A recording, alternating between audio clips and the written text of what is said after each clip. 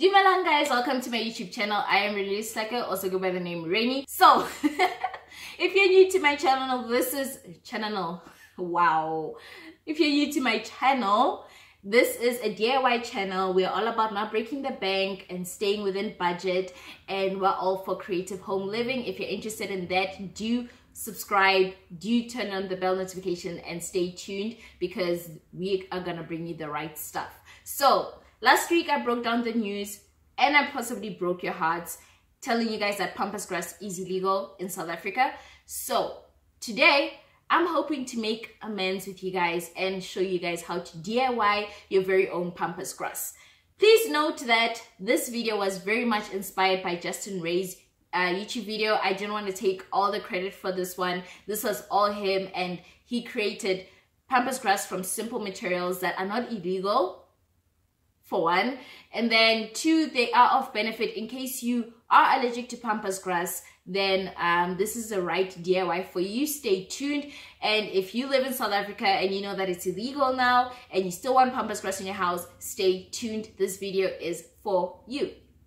So it's gonna be very affordable. Don't worry, we're not gonna break the bank or anything like that. We're just simply going to get into our DIY Pampas Grass, the literal DIY Pampas Grass this time around. So yeah, if you don't know what I'm talking about Pampas Grass being illegal, I will link last week's video down below where I go into details on what makes Pampas Grass illegal. So yeah, with that being said, let us get into our DIY Pampas Grass.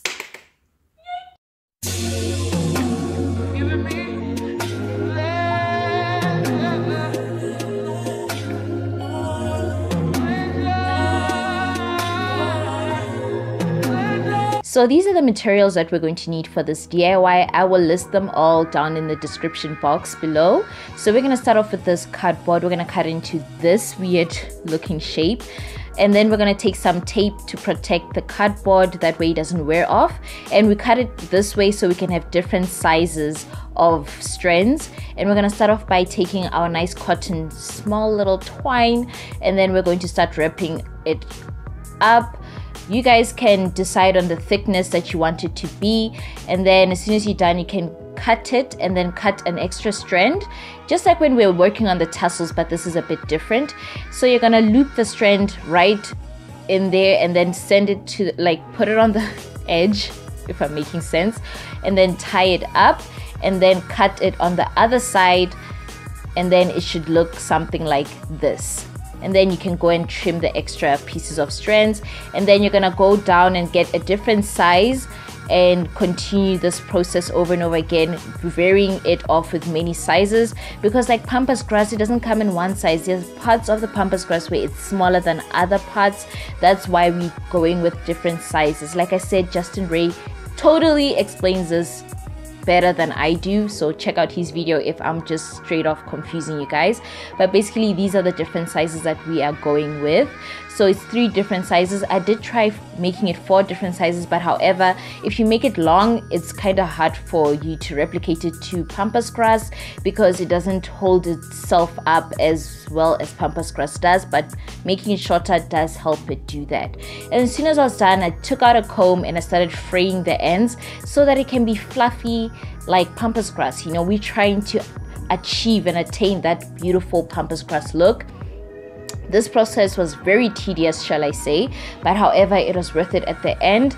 And then obviously after working and fraying off the edges, I whipped out a nice huge bowl, and you guys have seen me dye fabric. That's where mine is different. Justin Wray didn't dye his. I decided to dye mine to dye it in a texture and a color that's closer to Pampas Grass. So following my fabric dye instructions, I first wet my cotton twine before dyeing it, because that's what the instructions say, and I put it in this beige dye. I will show it to you in a bit what kind of dye I'm using, and you guys will just pick whatever fabric dye you're used to, or you want to use whatever works for you. And then as soon as everything was dry, I went back to putting everything back in the correct sizes, because I kind of just put everything in there, but now I'm just sorting it out so that I can get ready for when I'm going to glue it down. So when it comes to the gluing down process, I don't know if you saw the material. I'm using the very smallest wooden dowels. They're very inexpensive. They cost me 2 rands 50 cents each, and I just basically cut them in varying lengths so that it can create that asymmetry. And then whipping out my hot glue gun, I'm basically starting off with the smaller size, and I'm just varying it around the wooden dowel. This is where you're just going with the feel of it, what feels like it looks good, what feels like it looks something close to Pampas grass. So basically we're gonna vary the size on this wooden dowel, starting off with a small one and then turning it to the other side and then going with the medium size and working my way throughout this wooden dowel to make it as realistic as possible. This is where you get to be creative, but mind your creativity, because we do want this to look as close as possible to the real actual Pampas grass. So obviously we're going with different lengths, different sizes, and obviously not placing the same lengths one after the other, because it's kind of not that realistic if you do it that way. So making sure you turn it on the one side and then turn it on the other side, that way it looks real from all sides. However you'll be putting up your Pampas grass, this is how it's going to help it look.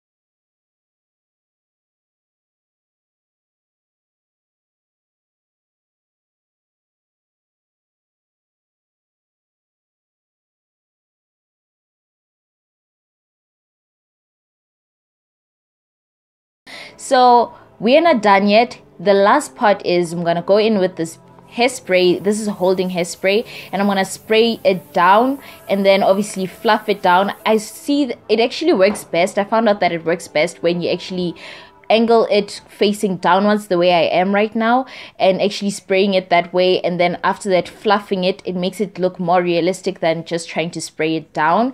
And after I've had it looking good, this is what it looked like.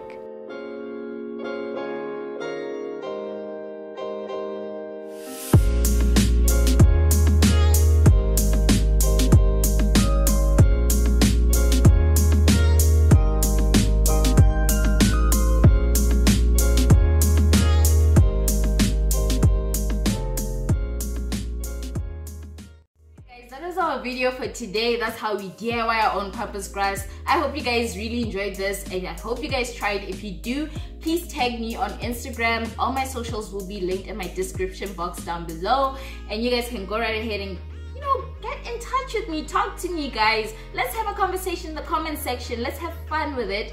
And trust me, I do not bite, unless if you're built on, then I'll definitely bite you. But anyways, okay, I'm sorry. Okay. Okay, let's get back on track. So I really hope you guys enjoyed this video. If you did, give it a thumbs up. If you guys are mind blown, leave a comment down below, and don't forget to also check out Justin Wray's version of this DIY, because I feel like he explains it and does it better.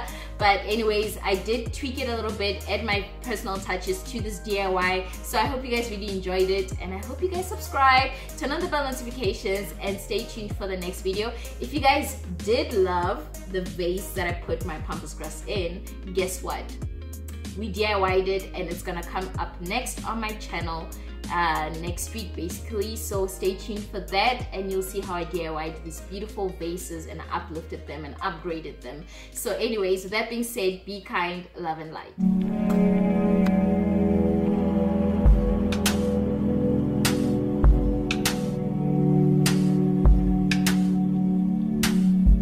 like the